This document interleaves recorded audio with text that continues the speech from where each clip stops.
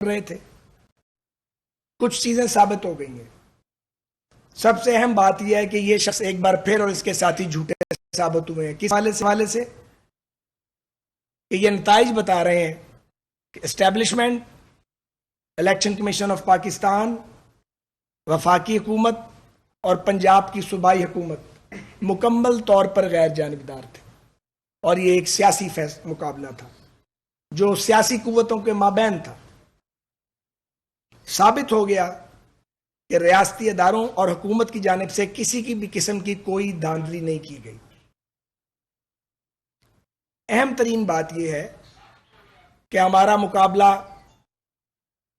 بڑھی ہوئی oil prices کے ساتھ تھا، ہمارا مقابلہ مہنگائی کے ساتھ تھا، اور جب ہماری قیادت اور اس مخلوط حکومت کے قائدین اور جماعتیں یہ سوچ رہے تھے اور یہ سوال ان کے سامنے آیا کہ پیٹرولیم مصنوعات کی قیمتیں بڑھا کے ملک کو اور عالمی مالیاتی اداروں سے معاہدے کر کے دیوالیہ پن سے بچانا ہے یا بھاگنا ہے، تو بھاگنے کا راستہ موجود تھا۔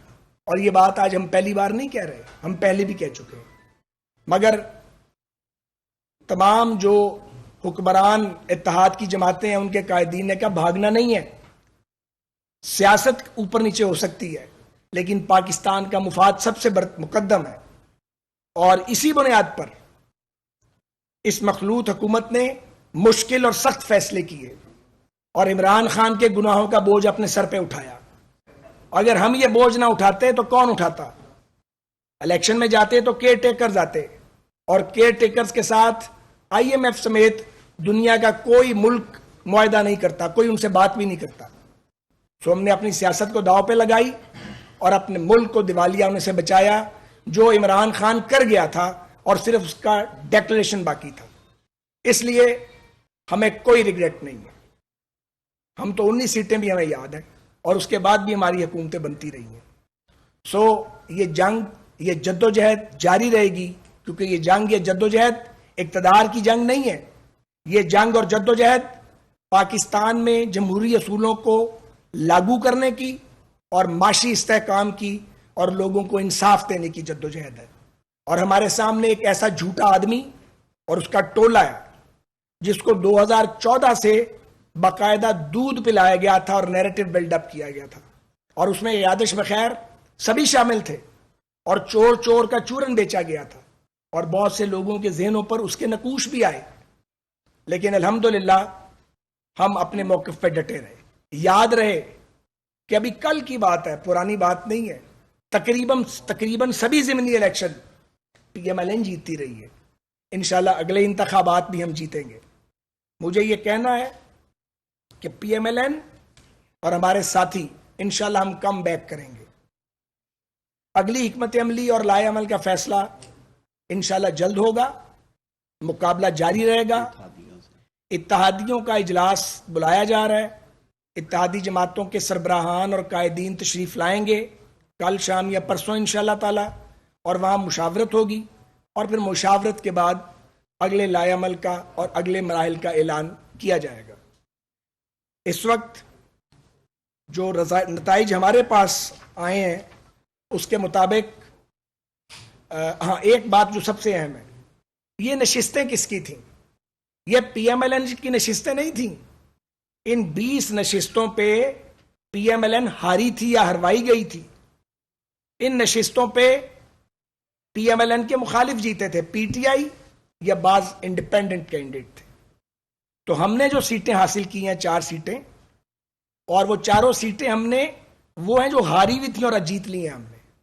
میں یہ دعویٰ پھر بھی نہیں کر رہا کہ ہمیں کوئی بہت بڑی فتح حاصل ہوئی ہے، مگر ہم نے اپنی کوئی سیٹ الحمدللہ لوز نہیں کی۔ اور اسی طرح راولپنڈی کی سیٹ پہ رزلٹس کو روکا گیا ہے، ان کو اناؤنس کیا جانا چاہیے۔ وہاں پہ پی ٹی آئی کے لوگ بیٹھے ہوئے ہیں اور کوشش کر رہے ہیں کہ وہ نتائج اناؤنس نہ کیے جائیں۔ تو پولیٹیکل سٹرگل بھی جاری رہے گی۔ اہم ترین سوال یہ ہے کہ پاکستان میں سیاسی کشمکش اگر جاری رہتی ہے تو پھر پاکستان کی جو معاشی بحالی کا پروگرام ہے اس کا کیا بنے گا؟ اس وقت پاکستان ایک نازک ترین دوراہے پر ہے، اور ہم ذمہ دار سیاسی جماعتوں کی طرح یہ محسوس کرتے ہیں کہ سیاسی کشمکش کو غلط ٹریک پہ نہیں جانا چاہیے, جمہوری جدوجہد جاری رہنی چاہیے. تو ہم کوئی ناشائستہ راستہ اختیار نہیں کریں گے اور ڈیموکریٹک نارمز کے مطابق اور آئین میں دیے ہوئے راستے کے مطابق اپنی پیش قدمی جاری رکھیں گے. بہت شکریہ. میرے صاحب یہ فرمائے گا کہ ابھی آپ نے کہا کہ 4 سیٹیں جو ہیں وہ ایسی تھی جو کہ مسلم لیگ نون جو ہے وہ جیتی ہے. جو پچھلے الیکشن میں اس میں ایسے تھے جو آزاد لڑے تھے وہ جیت گئے, لیکن مسلم لیگ نون کا ٹکٹ لے کر جو اب لڑے ہیں وہ ہار گئے ہیں. ایک تو یہ بتائیے گا, اور دوسرا یہ بھی فرمائے گا کیا اب آپ سمجھتے ہیں کہ حمزہ شہباز شریف جو آپ نے کہا کہ ان کی سیٹیں تھی, ان کی سیٹوں پہ وہ وزیر اعلیٰ پنجاب بنے تھے, کیا آپ سمجھتے ہیں کہ آپ وہ وزیر اعلیٰ پنجاب رہیں گے یا انہیں اخلاقاً استعفیٰ دینا چاہیے یا نہیں؟ اس حوالے سے فرمائیے. اخلاقیات کا دامن تو ہم نے چھوڑا کبھی نہیں, مگر ہمارا مقابلہ ایک ایسے ٹولے کے ساتھ ہے جن کی ڈکشنری میں اخلاقیات کا ورڈ ہی نہیں ہے. تو چائے کے کپ کے لبوں تک آنے میں ابھی کچھ وقت باقی ہے, اس لیے کچھ چیزوں کا انتظار فرمائیے. ایک بات کہیے گا, آپ نے الزام دیا ہے پیٹرول کو اور مہنگائی کو. یہ جو الیکشن ہے آپ کے وہ کینڈیڈیٹ جو کہ اسٹرگل کرتے رہے ہیں نون لیگ کے لیے اور انہی حلقوں میں تھے, اس شکست میں ان کا رول نہیں ہے کہ انہوں نے اتنا ساتھ نہیں دیا آپ لوگ؟ دیکھیں اکثر جگہوں پہ تو پوری طرح سنکرونائز ہو گیا تھا معاملہ, لیکن 15-20 دن میں, مہینے میں اگر کوئی یہ سمجھیں پولیٹیکل پارٹیز ہیں یہ ریموٹ کنٹرول سے نہیں چلتی.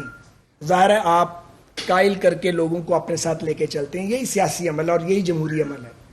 تو ظاہر ہے کہ بعض جگہ مشکلات پیش آئی ہیں اور وہ بھی ایک فیکٹر ہے, لیکن اس فیکٹر پہ ہم زیادہ بات نہیں کر رہے. اچھا سر یہ بتائیے گا کہ پی پی راولپنڈی کے اندر 7 آپ نے جس طرح بتایا کہ رزلٹ نتائج روکے جا رہے ہیں, وہاں پر بڑا کانٹے دار مقابلہ ہے.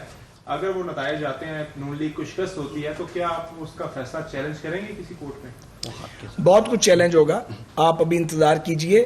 ہم فیصلوں کا اعلان اس وقت نہیں کر سکتے کیونکہ مشاورت جاری ہے, ابھی بھی مشاورت کی ہے, مشاورت کل بھی جاری رہے گی اور پھر اتحادی جماعتوں کے سربراہان سے مشورے کے بعد وہاں سے اعلان کیا جائے گا اگلے لائحہ میں. ساتھ ساتھ بتائیے گا کہ ظاہر ہے اب ان نتائج کے بعد پنجاب میں مسلم لیگ نون کا گورنمنٹ قائم رکھ سکنا مشکل ہوگا جو نمبر دیے میں. کیا اب جو اتحادی جماعتوں کا اجلاس ہوگا اس میں اس بات کا فیصلہ کیا جائے گا کہ نیشنل اسمبلی کو ڈیزالو کیا جائے, نئے انتخابات کی جانب بڑھا جائے؟ کیا ایجنڈا لے کر مسلم لیگ نون اپنے اتحادیوں کو بلائے؟ سر وہ ایجنڈا تو آج کی پریس کانفرنس میں ڈسکس کرنے والا نہیں ہے. ایجنڈا تو موجود ہے اور ہمارے اتحادیوں کے دماغ میں بھی باتیں ہوں گی, وہ تو وہیں ڈسکس ہوگا. اچھا صاحب جیسے آپ نے فرمایا کہ مشکل ترین فیصلے آپ کو کرنا پڑے جو شاید پاکستان تحریک انصاف کو کرنا پڑتی ہیں, تو آپ سمجھتے ہیں کہ ان حالات میں حکومت لینا پاکستان مسلم لیگ نواز کی ایک سیاسی غلطی سمجھتے ہیں آپ اس کو؟ دیکھیں ایک بات مجھے اور کرنی ہے. عطا تارڑ صاحب تشریف رکھتے ہیں یہاں پہ, ہمارے آپ کو پتہ ہے مرد مجاہد ہیں ہماری جماعت کے, تو میں اس حوالے سے یہ ان کو کریڈٹ دینا چاہیے کہ جہاں جہاں مسلح جتھے موجود تھے, جہاں جہاں مسلح لوگ تھے, اور جو ایک پلان تھا گو سلو کے لیے لوگوں کو ہرٹ کرنے کا, زخمی کرنے کا, گنڈا گردی کرنے کا, اسلحے سمیت وہ گنڈے جو خیر سے یادش بخیر سارے ہی پی ٹی آئی کے لائے ہوئے لوگ تھے, وہ سارے قانون کے کٹہرے میں آئے ہیں اور کہیں ایک گولی نہیں چلی. معمولی اگر کوئی جھگڑا بھی ہوا ہے تو ایڈمنسٹریشن نے اس کو امپارشل ہو کے کنٹرول کیا. دوسرا کیا میں نے کہا تھا کہ سمجھتے ہیں کہ اس حالات میں پاکستان مسلم لیگ نواز کو حکومت دینا اس کی ایک سیاسی غلطی تھی کہ جو ایک مرال جا رہا تھا آپ کا وہ سارا ایک دو فیصلوں میں ضائع کر دیا؟ نہیں, گزارش یہ ہے کہ جو بھی فیصلہ ہوا ہے وہ تو ہوا ہے کلیکٹیو وزڈم کے ساتھ, کسی فرد واحد کا فیصلہ نہیں ہے, صرف پی ایم ایل این کا تنہا فیصلہ بھی نہیں ہے. جو پی ڈی ایم کی جماعتیں ہیں اور پاکستان پیپلز پارٹی ہے اور اے این پی ہے, تمام جماعتوں کے قائدین نے بیٹھ کے فیصلہ کیا ہے. اور ہم یہ سمجھتے ہیں اور ہمیں کوئی ریگریٹ نہیں ہے اپنے فیصلے پر کہ اگر ہم یہ فیصلہ نہ کرتے اور ہماری سیاست بچی رہتی, ہمارا پولیٹیکل اکاؤنٹ جو تھا وہ کھلا ہوا تھا, اس میں کریڈٹ موجود تھا, الحمدللہ اب بھی موجود ہے, کچھ نہیں ہوا, یہ ہوتا رہتا. خواجہ سعد رفیق پریس کانفرنس کر رہے ہیں. انہوں نے کہا کہ ہمارا مقابلہ بڑھتی ہوئی تیل کی قیمتوں سے تھا, بڑھتی ہوئی مہنگائی سے تھا. ہم نتائج کو تسلیم کرتے ہیں.